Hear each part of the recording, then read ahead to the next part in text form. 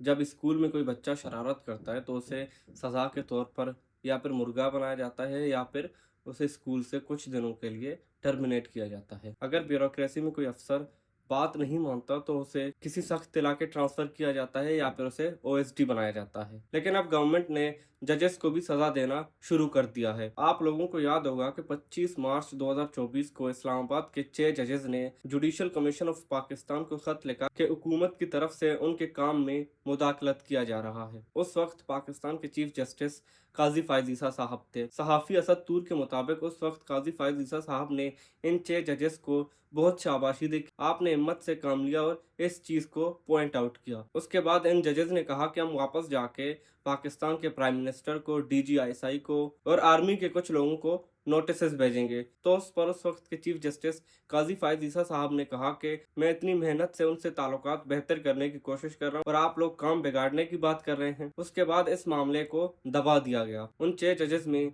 Justice Mohsin Akhtar Kiyani साहब, justice Babar Sattar साहब, justice Saman Rafat Imtiaz साहिबा, जस्टिस अरबाब ताहिर साहब, जस्टिस इसाक खान साहब और जस्टिस तारिक महमूद जहांगीरी साहब थे। इनमें से जस्टिस तारिक महमूद जहांगीरी साहब पहले से ही बरतरफ किए जा चुके हैं और 28 अप्रैल को इनमें से मजीद 3 justice justice Mohsin Akhtar Kiyani, justice Babar Sattar और जस्टिस समन रफत इम्तियाज को इस्लामाबाद हाई कोर्ट से ट्रांसफ़र किया गया। जस्टिस मोहसिन अख्तर कियानी साहब को Lahore high court, justice Babar Sattar साहब को पेशावर हाई कोर्ट और जस्टिस समन रफत इम्तियाज साहिबा को सिंध हाई कोर्ट ट्रांसफ़र किया गया। 26वें और 27वें आईनी तरमीम के बाद अदलिया बिल्कुल एग्जीक्यूटिव के मुत्तहद आ गई है। जस्टिस मंसूर अली शाह साहब को पाकिस्तान के चीफ जस्टिस बनने के लिए पहले 26वें आईनी तरमीम किया गया। सुप्रीम कोर्ट में जो सीनियोरिटी के बेसिस पर चीफ जस्टिस बनते थे उसको ख़त्म करके हुकूमत जिस तरह आर्मी चीफ को मुंतखब करती है उसी तरह अब पाकिस्तान के चीफ जस्टिस मुंतखब हुआ करेंगे। जिसको हुकूमत सेलेक्ट करेगी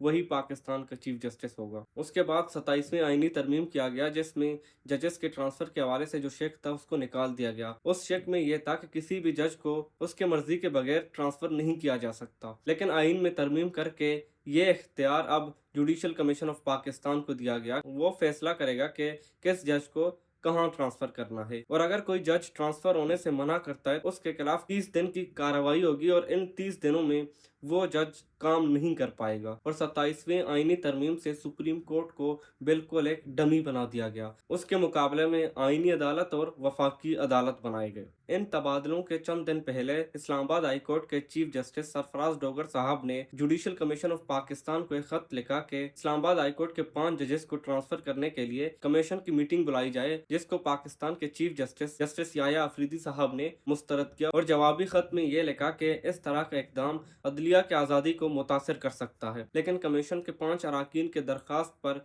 कमीशन के सेक्रेटरी ने इजलास तलब किया और चीफ जस्टिस याया अफरीदी साहब को उसमें मजबूरन बैठना पड़ा। ट्रांसफ़र से पहले जस्टिस बाबर सत्तार साहब ने बतौर सरबराह judicial commission of Pakistan justice Yahya Afridi साहब को खत लिखा कि ट्रांसफ़र से पहले मुझे सुना जाए, लेकिन जस्टिस बाबर सत्तार साहब के इस दरखास्त को भी मुस्तरद किया गया। और अब यह भी कहा जा रहा है कि इन ट्रांसफ़र होने वाले जजेस को मरकजी बेंच में नहीं बल्कि इलाकाई बेंच में तैनात किया जाएगा। जैसे कि जस्टिस बाबर सत्तार साहब को बन्नू भेजा जाएगा, जस्टिस मोहसिन अख्तर कियानी साहब को मुल्तान भेजा जाएगा और जस्टिस समन रिफत इम्तियाज साहिबा को सिंध के किसी शहर में भेजा जाएगा। हुकूमत ने एक शख्स के बुग़्ज़ में पूरे पाकिस्तान के जस्टिस सिस्टम को बर्बाद कर दिया है।